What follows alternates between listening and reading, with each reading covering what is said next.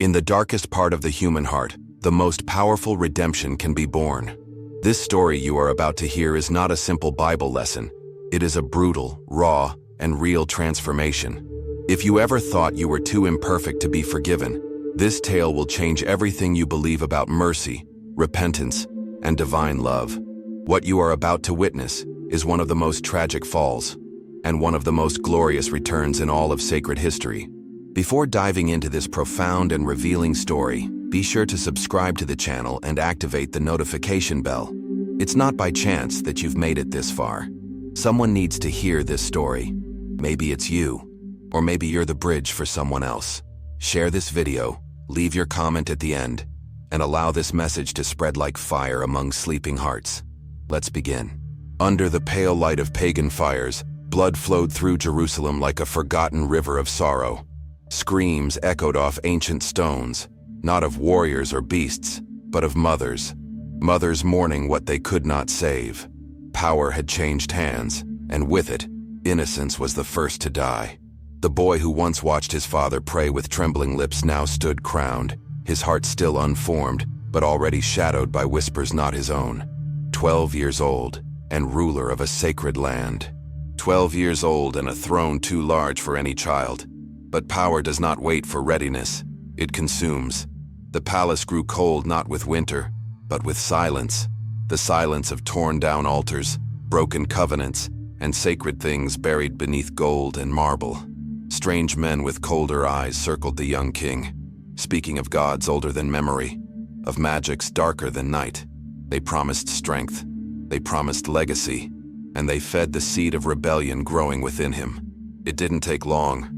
The reforms of his father were reversed like breath wiped from glass. Holy places were defiled, sacred scrolls burned, and with each act, something ancient cracked a little more beneath Jerusalem. The people watched from their doorways, hearts too afraid to hope, too tired to cry.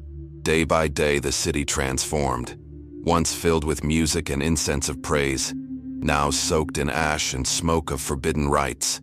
The temple, once vibrant with prayer, now echoed with chants foreign and foul. The priests who dared to object were silenced, some publicly, others quietly, eternally.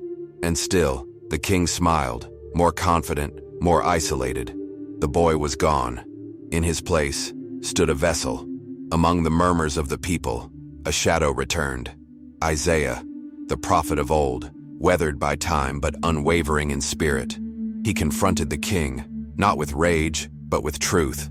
The cries of the innocent rise to heaven, he said, and heaven will not remain silent forever. Manasseh scoffed. His guards removed the prophet, but the words remained. They festered like thorns in his thoughts, scratching every time the incense burned, every time the idols were raised. That night, wandering alone through the royal archives, the young king found something unexpected. His father's writings, letters to God, poems of deliverance, records of healing, miracles. His hands trembled, just for a moment. Then came the whisper. Samael, his closest advisor, always near, always watching. Your father was weak, he whispered, like venom beneath the skin. You were born to take what he was too afraid to claim. The scrolls were sealed away, locked in dungeons beneath the palace, and with them, the last fragile link to his past. But God does not sleep, and signs began to appear. Falling stars like burning tears across the night, voices in the dark, shadows moving in places light should reach. Isaiah reappeared again and again, uninvited, unwavering, each time warning louder, firmer. But Manasseh's heart hardened further, turned to stone beneath the weight of his choices. And as his power grew, so did his cruelty. Hills once crowned with olive trees now bore idols with mouths that demanded sacrifice. And blood answered. In his fury, the king blamed the righteous. They hold us back, he declared. They cling to a dying God. And so began the purge. Families faithful to the God of their ancestors were driven out. Priests were hunted. The temple was desecrated, its heart, the Holy of Holies, defiled by a foreign idol. The ground shook. The sky turned black. But still, the king did not bend. In secret, the last faithful gathered in caves, praying not for vengeance, but for mercy. for rescue, for light. The storm that would shatter his throne began not with thunder, but with silken smiles. Assyrian envoys arrived cloaked in elegance and promise, bringing rituals darker than any the king had known. In the palace gardens, under moonlight and incense, an unholy alliance was forged. Manasseh, blind with ambition, welcomed them with open arms, offering not only gold and allegiance, but the soul of his people. Behind closed doors, they spoke of empires and domination. But in secret, they mocked the king who bowed too easily. Among the nobles, fear became courage. Josiah, a distant cousin of the king, watched in silence as the kingdom crumbled not from war, but from rot. Alongside others, he conspired, not for power, but for salvation. In the catacombs beneath Jerusalem, they whispered prayers and plans. "Our king has sold his soul," Josiah said, "but we must not let him take the kingdom with him."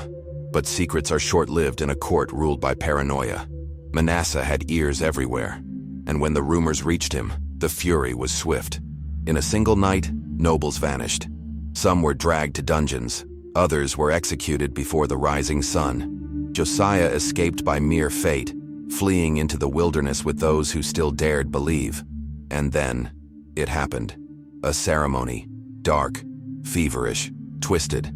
Among the smoke and chants, a voice not human broke through the veil. A prophecy. The king who forsakes his God shall be forsaken by power. In chains he will be led. In tears he shall return. The words struck deeper than blades. Manasseh did not show it, but inside something cracked. The nightmares came next. Visions of chains, of flames, of a city crying out his name in hatred. He saw betrayal in every glance, treason in every silence. Even Samael, once his most trusted, began to feel distant. "These are only words," Samael said. "We are stronger than fate." But fate had already decided. That night, cloaked in rain and vengeance, assassins entered the palace. Samael died protecting the king.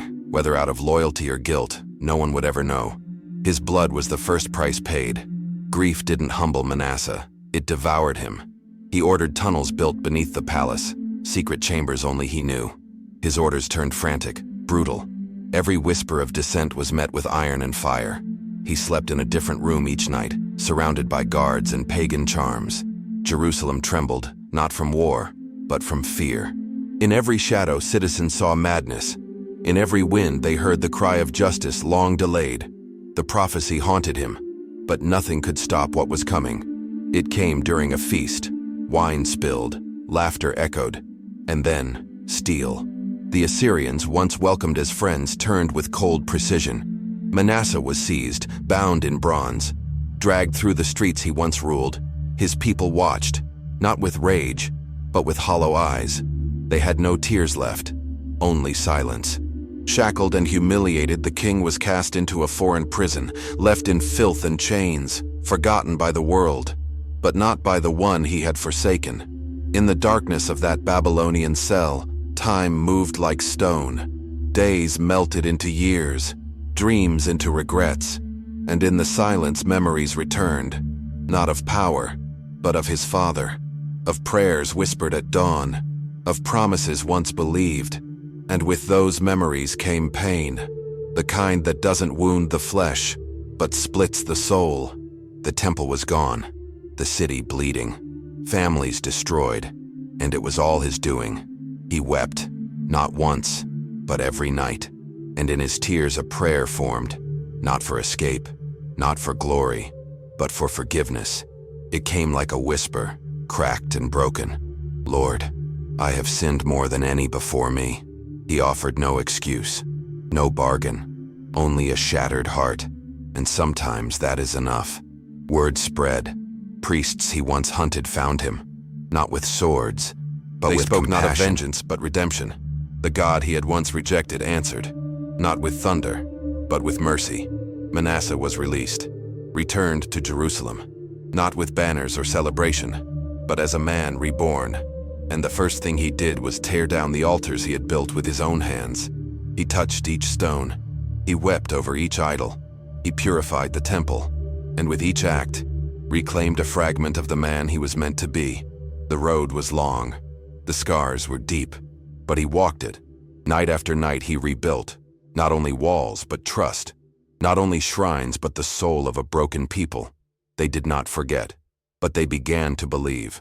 Manasseh passed laws of freedom, restored worship, aided the wounded. On the Sabbath, songs once again echoed through the streets. Not songs of fear, but of faith. And when the time came, he died not as a tyrant, but as a man redeemed.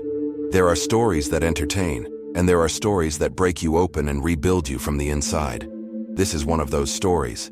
Manasseh was not just a king. He was a mirror, a reflection of how far we can fall and how infinite God's grace can reach.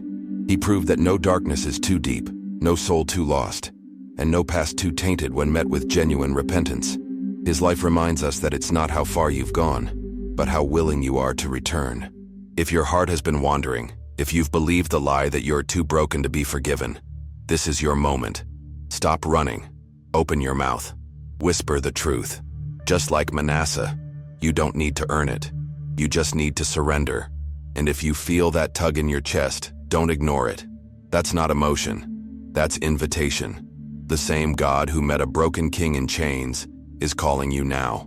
Right here. Right where you are. So take action. Don't let this message just pass through your ears and vanish into the wind. Inscribe it into your heart.